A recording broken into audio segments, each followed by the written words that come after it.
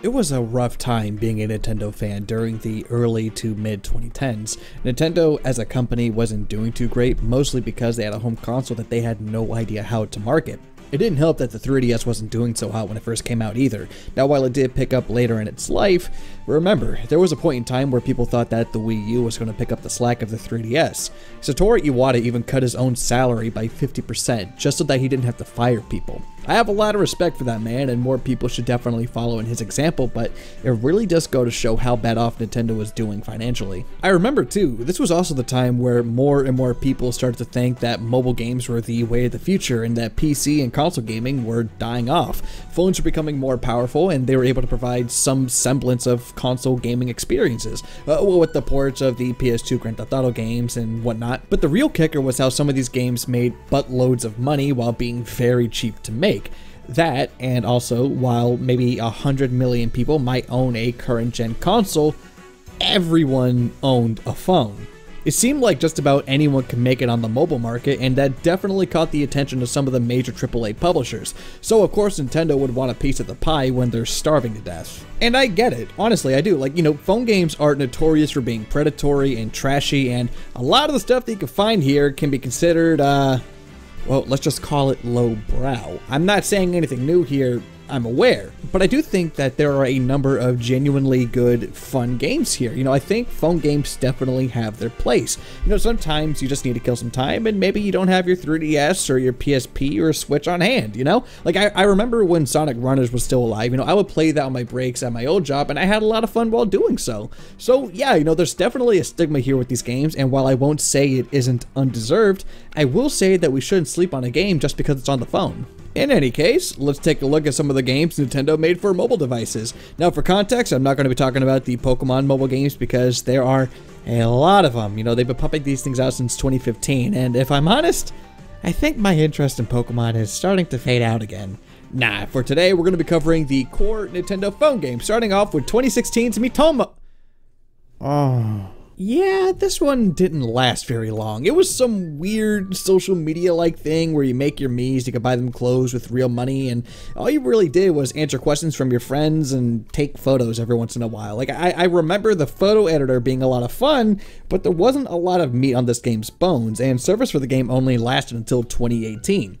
It was a neat distraction, sure, but there wasn't really any substance to this one. Like, it was no Tomodachi Life, that's for sure. Nah, Nintendo's first actual phone game, as in a game you actually play, would be Super Mario Run, released on December of 2016. Okay, so the renders for Mario in this game have no right to look this good. This is a fucking phone game, dude. What are they on?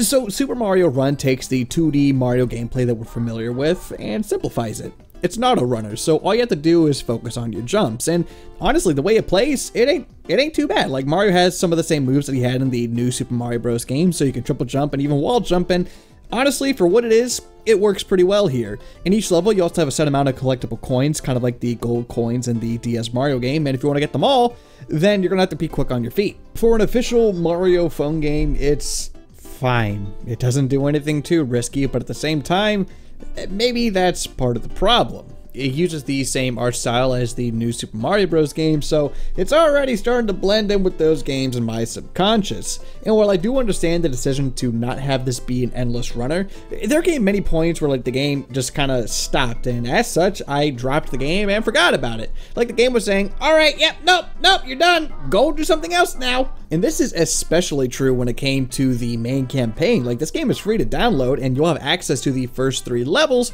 but then when you get to the 4th one, you're going to bump into a paywall. And look, I understand that the studio's gotta keep the lights on somehow, so I can understand paying money if the price is fair, but I ain't paying $10 for this. Now, I can respect the game for not having microtransactions, sure, but to pay $10 for a game that's gonna shut down in a few years, that's pretty steep.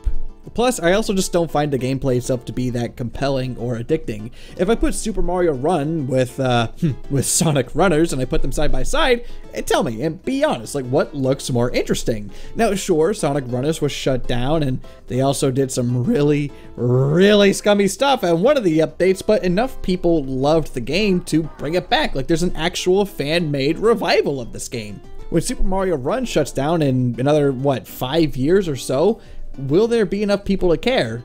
Plus, with Sonic Runners, you know, that also has like really good music and fan service that spans across the entire franchise's history. Like, you could play as Mephiles the Dark and Tikal.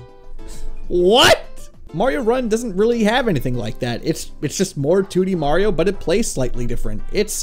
Again, it's fine. It's okay for a moment, but I don't think it's worth your time or your attention, unless if you absolutely critically need 2D Mario on your phone. But as far as I'm concerned, I'll just stick with Mario Maker. This wouldn't be the only Mario game to be released on phones. There was also... Wait, what the fuck? There's a Dr. Mario phone game? Really? Huh.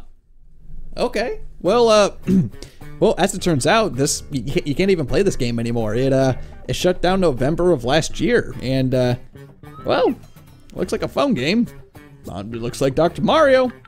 So yeah, I mean, apparently it had microtransactions and loot boxes and stuff. So I guess Mario Run failed so bad that they had to resort to the usual predatory practices. So.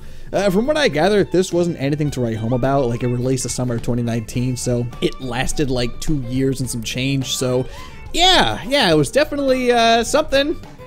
It existed. So, instead, we're going to talk about Mario Kart Tour. What I think most people can agree is not only the worst Mario Kart, but also arguably the most pointless. Like, the last mainline Mario Kart game was Mario Kart 8 on the fucking Wii U.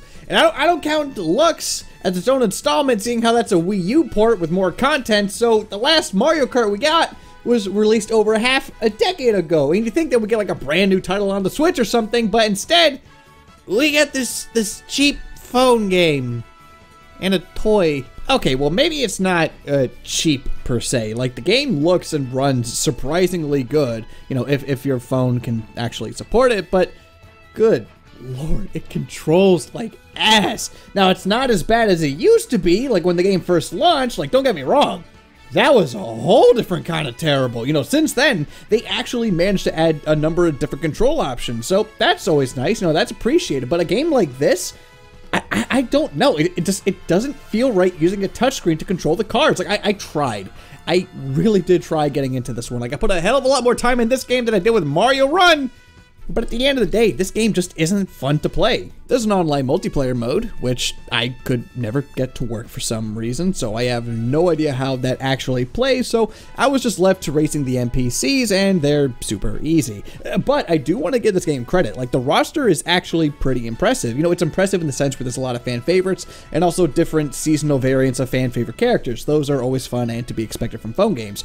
Though I don't understand why we always have to get just generic mooks, just run-of-the-mill enemies, like your Piranha Plant, your Goomba, your Spikes. Like, I don't understand why we have to get these kind of enemies as playable characters, but not characters from the RPGs. Like, I don't know, it's not really a specific problem with this game, more as it is with the entire Mario spin-offs and Smash, apparently, because fuck me.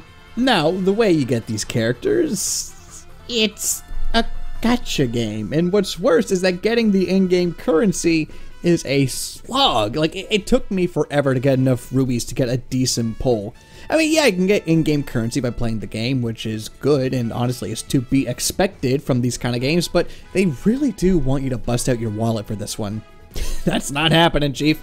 I'm sorry. There actually seems to be a number of people who enjoy this game, and honestly, hey, more power to them. Like, I'll give credit to the large roster, the consistent updates and new content, you know, the tracks, both new and old. Like, I could understand if someone were to tell me that they actually enjoy this game. That's all well and good and everything. But seeing how we're getting some of these new tracks, like from this game in Mario Kart 8, thanks to the new DLC, I'm not going to play this one anytime soon, I'm sorry. But that's enough about Mario already. I'm sick of it. Why don't we talk about Animal Crossing? Why not? I actually remember being interested in this game when it was first announced, and playing it back in 2017, I thought the game was kinda good.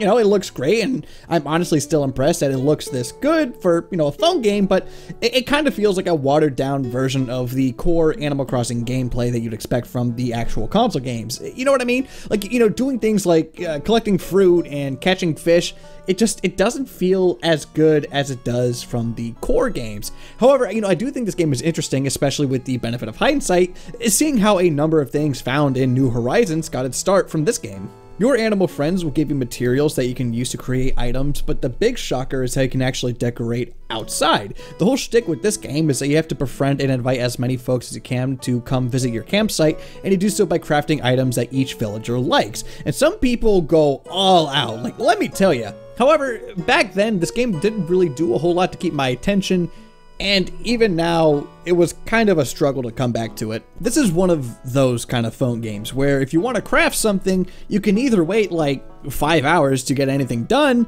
or you could use this game's premium currency, the Leaf tickets, to speed up the process. Now, to play devil's advocate, I kind of understand why they have a system like this in place. Not even with this game, but just games that use long wait times like this. Now, despite what I was saying in the Mario Run segment, where I was saying how I don't like how the stages just kind of end, phone games aren't meant to be played for hours and hours on end like you would with a 3DS or a Switch game. You know, you're meant to just pick it up and play for a few moments and come back later. The problem that I have with that game specifically is that it cuts you off. You know, I would rather just, you know, make that decision for myself. Like, don't tell me what to do, game. I'm a grown-ass man. I'll do what I want. But it's still scummy how they want you to fork over real money just to speed things along. Now, this game, while it was kind of interesting to revisit, it's just another one that I won't be coming back to. Like, I already have New Horizons, and I enjoy that game quite a bit, so what's the point? Now, I do want to stop and give credit where it's due for these games that I mentioned so far. You know, they wanted to take these popular franchises and translate them to work on mobile. Something like Animal Crossing Pocket Camp still feels like Animal Crossing. Something like Mario Kart Tour still feels like Mario Kart. And even something like Mario Run still feels like a 2D Mario game. Like, I can respect the fact that with these games, you know, they actually tried and they put in a lot of effort to make these games work. But with that said, there's really only so much they can do when translating these games that are best played on a console with, you know, a controller with buttons to a device with no buttons. And especially now with the Switch having games like Mario Maker 2 or Mario Kart 8 Deluxe and the new DLC and Animal Crossing New Horizons, it's hard to even recommend checking out their mobile predecessors. And now, not to say that these games don't have their players or their fans or anything like that. Like, they absolutely do, and I think that's totally fine. But generally, most people don't seem to care for these games. I would always see articles floating around about how Mario Kart Tour is a failure, and why Mario Run failed, and why Animal Crossing Pocket Camp is the worst thing since, I don't know, The Phantom Menace. What's even crazier is that, like, games like these were able to rack in like tens to hundreds of millions of dollars, and Nintendo still deemed that as a failure. Like what? Like, how is that considered a failure? Well, maybe it's considered a failure by comparison. And I actually have an idea as to why, and it's something I really didn't want to go back to. I told myself I would not go back to this game because it's dangerous and it makes me scared. But I guess now I have no choice. Fire Emblem Heroes! Of all things in the world, it's Fire Emblem. Fire Emblem Heroes is the most successful mobile game Nintendo has ever made. Pokemon not included, of course. Now, for context, you know, we got this graph from 2020. It showed that Mario Kart Tour brought in $86 million, and Animal Crossing brought in $131 million. Fire Emblem made $656 million. How on earth did they... Oh.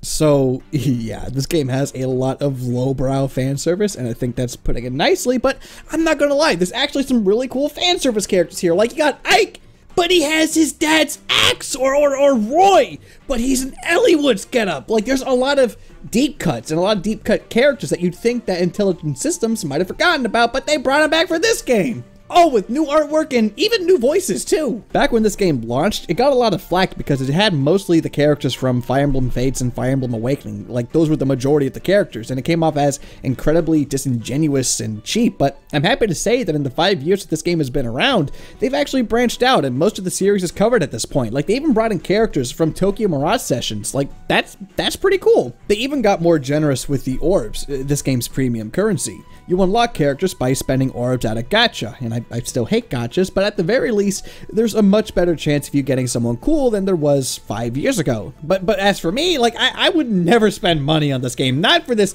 lowbrow, fan service ridden trash. Like, I'm better than that. I wouldn't be caught dead spending money, not 1 cent on a mobile game. Like, who do they think? Oh my God, they actually did it. Well, thankfully, there are a lot of new ways to get premium currency, so now it's a lot easier to avoid having to spend real money. Like, there's a ton of chapters in both the main and side stories.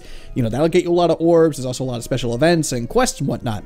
They even added smaller things like, you know, having your own custom base and having characters interact with each other. And you can even unlock cosmetics for your player character and your units. You can even ship your character with literally anyone. Like, there is a lot to do in this game, and it legitimately surprised me coming back. It helps, too, that the battles in this game are quick and to the point, and it also helps that the core gameplay of Fire Emblem is simple enough that it translates effortlessly with touch controls. This one ain't too bad, if I'm honest. Again, it's very boobalicious, but I don't hate it as much as I used to, and I actually found myself coming back to it every now and then when I had time to kill. I don't like the fact that I enjoy it. You know, one could even call it a guilty pleasure, but I'm glad to see that the game improved a lot since its launch. I mean, hell, even Sega was looking at this game, and, you know, later this year, we're getting a Shining Force mobile game.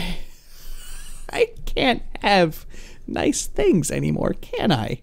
Now, we've covered Mario, we've talked about Animal Crossing, we've dabbled in a bit of Fire Emblem. You know, those are some of Nintendo's more popular IPs, to say the least. You know, there were even rumors for the longest time about a Zelda mobile game, but that never happened. But what if I told you I saved what I think is the most interesting game for last? Now, this isn't a mobile version of Metroid or Star Fox. It's not a mobile version of Custom Robo or anything like that. This isn't an established Nintendo IP, but rather something brand new. And it goes by the name of Dragalia Lost. Nintendo partnered with Cygames, who worked on games like Grand Blue Fantasy, to develop this one. And for a game that's competing with some of Nintendo's heavy hitters, this game honestly didn't do too bad for itself. They even made a number of partnerships to promote games like Monster Hunter, Mega Man, Persona 5, and even Fire Emblem Heroes, weirdly enough. It's another game with a gacha system, but much like Fire Emblem, this game is pretty generous with its premium currency. I was able to get a number of characters and dragons without ever spending a cent. I have a lot of respect for this game, seeing how it's a brand new Nintendo IP and they didn't have to rely too heavy on the nostalgia bait like what Fire Emblem Heroes did. You know, part of the reason why that game was so successful is because you want those limited time versions of Ike or Marth. You know, they're characters that you know. Besides the limited time events for this game, for Dragalia Lost, this game doesn't really have anything like that to fall back on. You know, and it's also crazy how much story that these characters have to them. Like, they didn't need to have full cutscenes to flesh out your poles, but the effort is very much appreciated. That's something else too. Like, this game is actually pretty story heavy, which, again, that's something I can appreciate, and while I don't think the story is bad, it's not what I play phone games for. You know, again, it's something that you pick up to kill some time, and honestly, to have me sit down and watch a bunch of cutscenes, that's kind of a turnoff for me in that case. And admittedly, so's the gameplay to some extent. You know, it's an action RPG dungeon crawler on a touch screen. Attacking and moving around, just, it doesn't feel as responsive as it should. Now, maybe it's a me problem because I got big hands and phones are pretty small, like, who knows. But I will say that I would love to see Dragalia Lost, or something in the style anyway, on the Switch. You know, if I had a controller and actual buttons to work with, I would enjoy this game much more. Plus, if it were on console, I'd imagine that they would have the budget to have actual cutscenes and not just character portraits talking. And the thing is, too, is that I hear the story in this game is pretty good, and it's actually going to be reaching its conclusion pretty soon, like later this year. But then after that, Nintendo's going to pull the plug on this one. And I don't think there's any word on whether or not there's going to be an offline version of this game. But it was actually this news that kind of lit a fire under my ass and pushed me to make this video. Nintendo doesn't seem to be interested in mobile games anymore. Now sure, there was Pikmin Bloom that came out last year, but the likelihood of getting more dedicated phone games doesn't seem likely. You know, again, Pikmin Bloom, it's supposed to be like Pokemon Go, where you walk around and you collect stuff, but aside from that, there doesn't seem to be much in store for Nintendo's mobile push. And honestly, like, there doesn't need to be at this point, seeing how successful the Switch is doing. Like, apparently they've been making so much money that they don't even know what to do with all of it. I mean, I could think of a few things, but that's not here or there. Which, for some, this is a good thing, and I, for the most part, am inclined to agree. Like, I can tell that the teams who made these games have put in a lot of work to make these games feel close to their console counterparts. Their business models were scummy as hell, but I had fun with some of these games. It's just a shame knowing that none of these games are going to last. All of these games are on a server that Nintendo has, and just like with Miitomo and Dr. Mario, and soon Dragalia Lost, once these servers are disconnected, then that's it. And again, with something like Dragalia Lost or even Fire Emblem Heroes, these are games that have a lot of story and lore and interesting ideas. They're going to be gone, and there's going to be no way to experience them. See, this is why game preservation is so important, and why so many people are inclined to pirate Nintendo's legacy content. It's frustrating to see shit like this happen, because it feels like as if all the hard work that the developers and the creators are putting into their games are going to waste. I guess it's just important to remember that nothing lasts forever. You know, enjoy what you have while you still have it, because you never know when life is going to creep up on you and tear it away.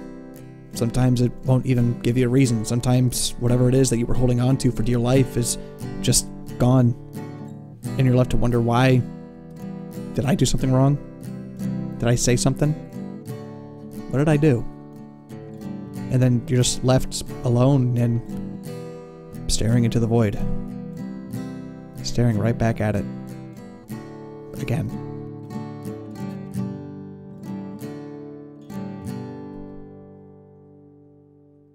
But man, that main menu music in Dragalia Lost, that shit goes hard!